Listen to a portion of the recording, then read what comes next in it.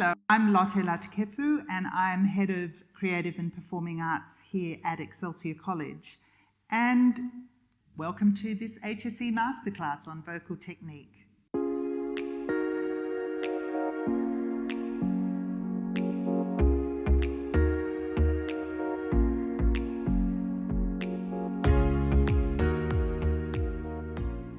It's really important when you're thinking about the songs that you're choosing for your HSC that you also think about the genre that they are in and what kind of vocal techniques are particularly suited to that genre.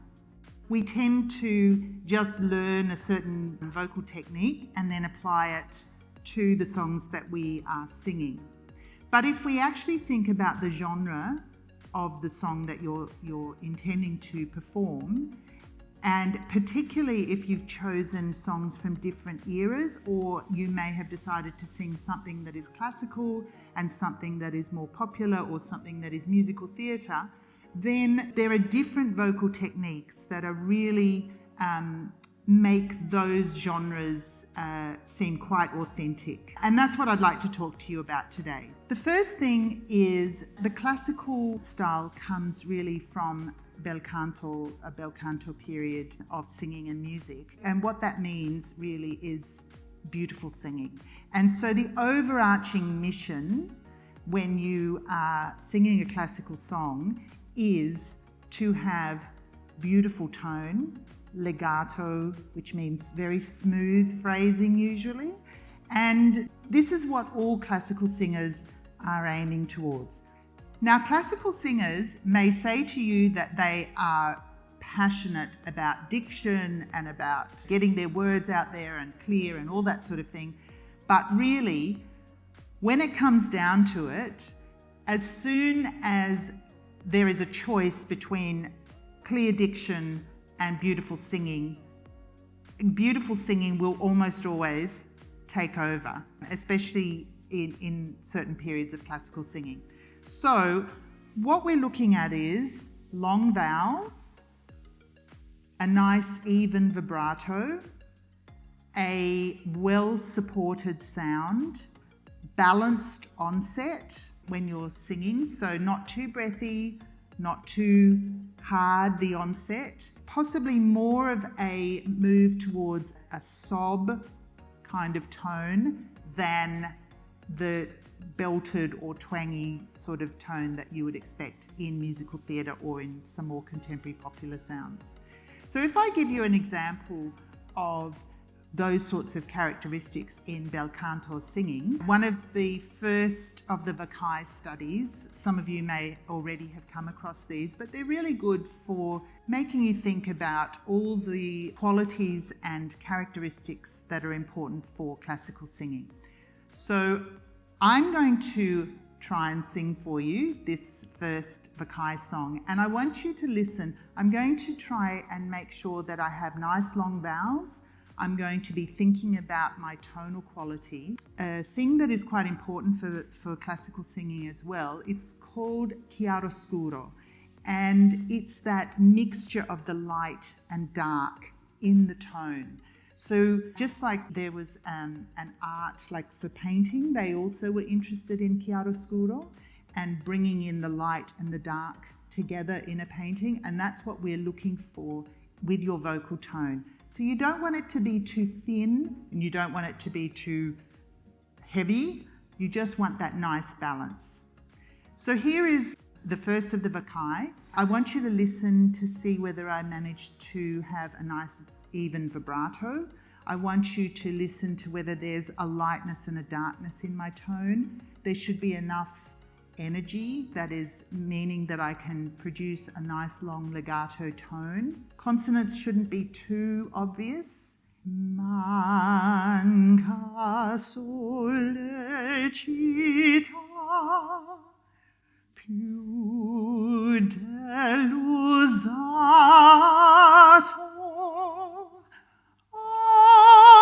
ancor che s'agiti con lieve fiato face che palpita presso al morir,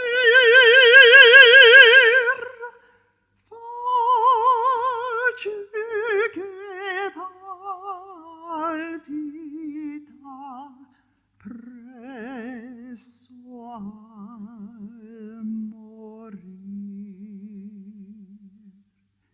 So again, constantly thinking about how can I make a beautiful tone, how can I make a beautiful phrase, all of those sorts of things. Now what comes into that as well is airflow. So you need a nice constant airflow rather than one that comes in or out. You need to make sure that you're not holding your breath. That's very important for this kind of singing. You need to be thinking about releasing constriction.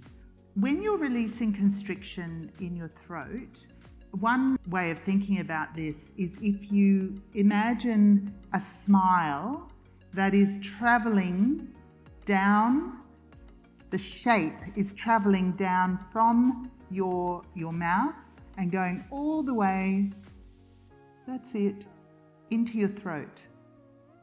And you try and maintain, you don't need to keep the smile on your face, but you try and maintain the shape of that smile in your throat. You can also do it by the beginning of a yawn. So if you imagine that very first moment when you yawn, and you can actually feel something parting in your throat here. That's what is called release of constriction. It's a term that was developed by a very famous singing teacher. Her name was Jo Still. Her scientific investigations into singing have been used now, or are being used now, by singing teachers around the world. So release of constriction is important for all kinds of singing, and I'm sure that if you're working with a singing teacher, they can explain to you exactly how to do release of constriction. Otherwise, you can always get in touch with us here at Excelsior College and we'll tell you how to do it as well. So that's bel canto in a nutshell. And that if you're thinking of doing a classical piece, that's really something that you need to be considering, all those different characteristics. Now, some students will be doing something from musical theatre. And of course, there are lots of different types of musical theatre genres within the genre of musical theatre. So people talk about legit singing within musical theatre, and this is very closely connected in a lot of ways to the same sorts of technique that we use in classical singing. So a lot of the earlier musicals will require this kind of legit singing. And you need to talk with your singing teacher or talk with your classroom music teacher to find out what style of music theatre the piece that you're singing comes from. But the one thing that makes a big difference from the bel canto style is that in musical theatre, diction and the story are all important. So you really have to have clear diction. And if that means that you are going to give up sometimes a beautiful sound in order to be able to have the words clearer, then that's what you should do. So a song that I can think of, just to show you a difference between the Vakai that I did before for classical and, say, a song from a musical. So I've chosen today Fish Gotta Swim from Showboat. It's sung by Julie, and it's a song that actually, when I was younger, would have suited me as the character. And so that's also quite important for musical theatre, to think about whether the character suits you or not. Whereas in opera, that's less, or classical singing, that's less of an issue. So this is from Fish Gotta Swim. And so what I'm trying to do when I sing this piece is to make sure that the words make sense and that the story is very clear in this piece. And a lot of the time, technically, what I'm thinking of is more speak singing than singing. It starts off like this. Fish gotta swim, birds gotta fly. I've got to love one until I die. loving that man of mine. Tell me he's lazy, tell me he's slow. Tell me I'm crazy, maybe I know. Can't help loving that man of mine. So you can see the difference, even in terms of the energy that I'm putting out there, because in a lot of musical theatre you will be mic'd, but just in terms of the amount of energy that is being put into singing those words compared to if it were an operatic piece. So for example, if I sang it as an opera singer, which I know you won't do, but believe it or not, this has been done and recorded by opera singers, they might be tempted to sing it technically in the style that they are used to, and it would sound much more like this. Fish got to swim, birds got to fly.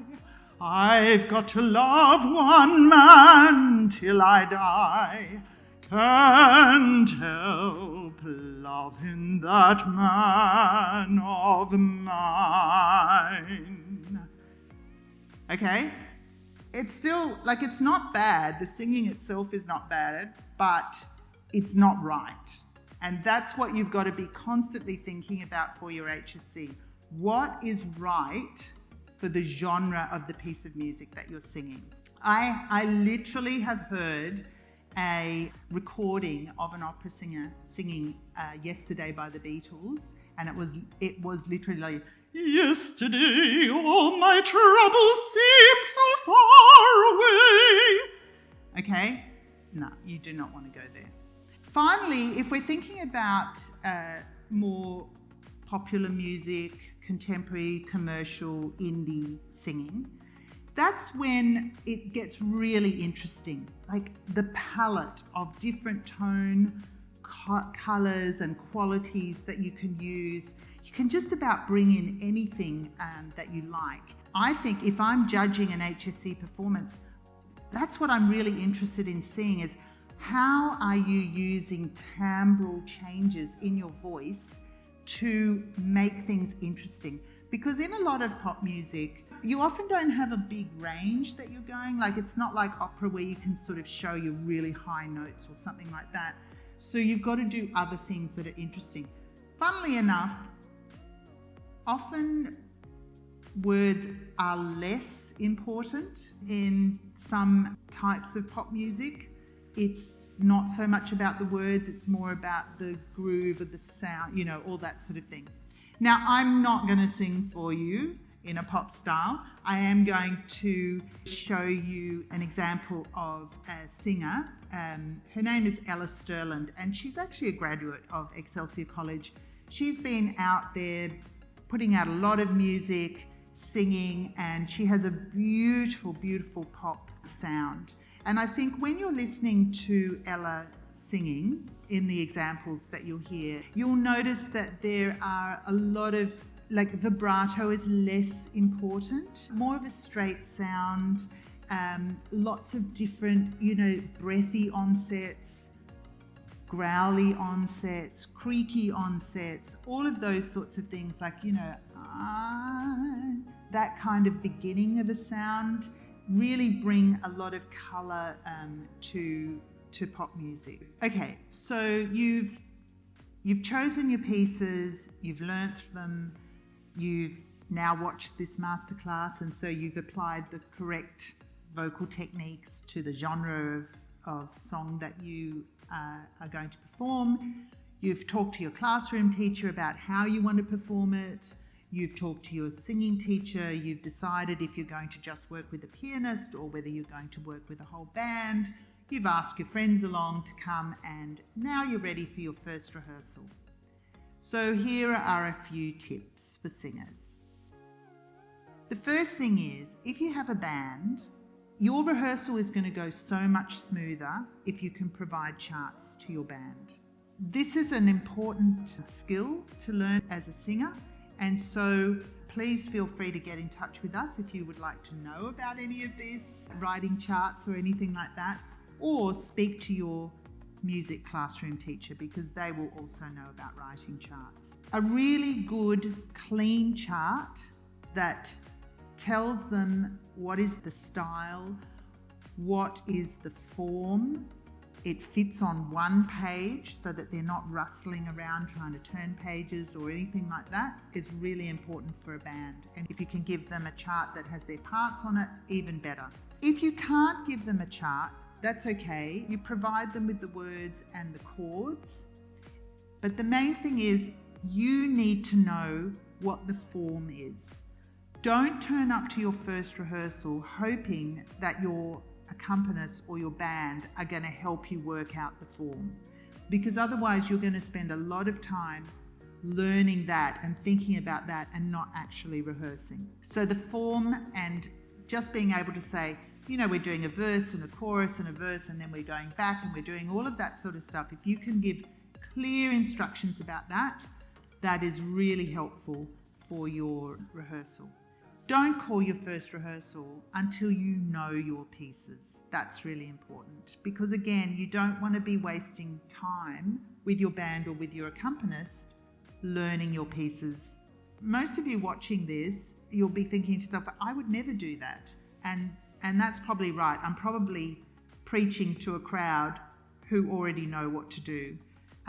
But it has been our experience and many of my friends who play for HSC musicians where that kind of coming into the first rehearsal unprepared is not uncommon. So I'm just, giving you a little reminder. Prepare yourself physically for your rehearsals and also on the day. So this is actually a really important tip to remember forever. If you drink water 5 minutes before you are about to go on and do your rehearsal or your performance, that water doesn't actually go into your system until 2 hours later. So it's actually really important to drink the water that you want to be in your system and helping you to stay hydrated at least 2 hours beforehand. And if you can remember that, it's really important. So if you've got a 9 o'clock HSC exam, you need to get up early, you need to drink, a couple of glasses of water and some tea or all that sort of thing to get yourself hydrated, ready for a 9 o'clock exam.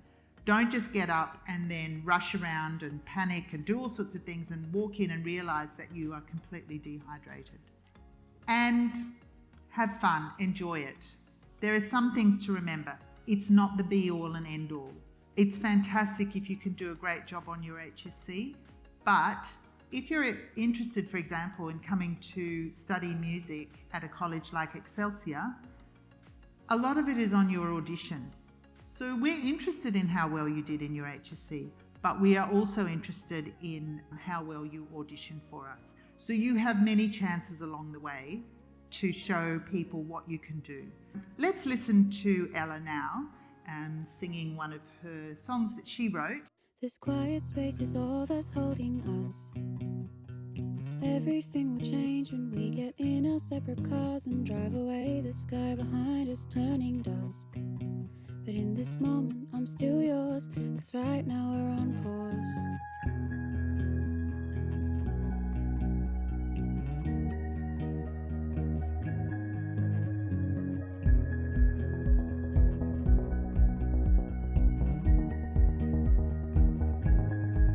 We've spent the last 2 hours tearing at the seams, finding all the rot that had been hiding underneath, and now we're tired and we both feel quite alone.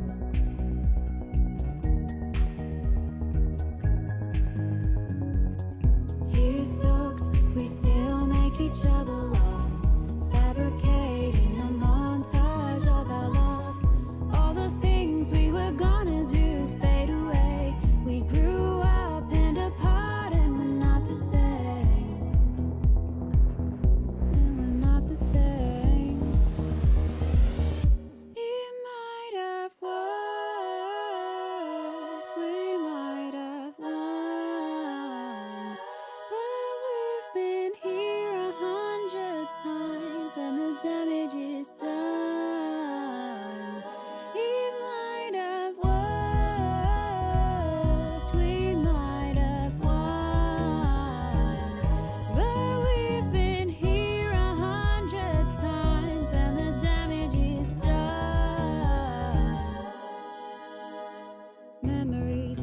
running through our minds, remembering the happiness and conjuring the sighs, because reliving them is not within our time. But we commemorate the moments that are echoes of our lives. Tears soaked, we still make each other laugh, fabricating a montage of our love. All the things we were gonna do fade away. We grew up and apart, and we're not the same. And we're not the same. And we're not the same. And we're not the same. 'Cause it might have worked, we might have won, but we've been here 100 times and the damage is done. And I loved you first, you were the one, but we have torn each other down. This isn't love.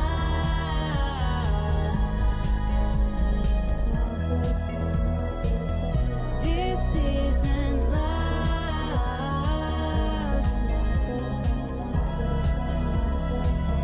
This isn't love. Months go by and I still think of you. Maybe I was stupid and I didn't think it through, but moving forward is all that I can do.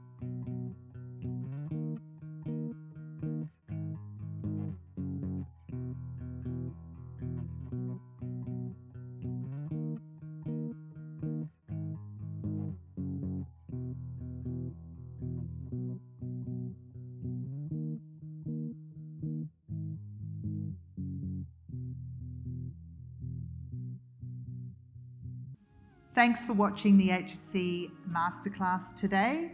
Check us out on the website, particularly the early offer auditions. Go for it.